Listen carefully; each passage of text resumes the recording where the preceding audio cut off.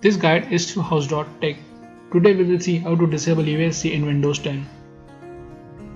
So whenever you try to open some application in Windows 10, it gives you with a prompt to verify that you are the authorized user to access that program. So this is what it looks like. This prompt actually troubles you many times. So let's see how to disable that. So to do that, press Windows key and R key together, type in msconfig in the text box, press OK. So system configuration dialog will open. So navigate to Tools tab.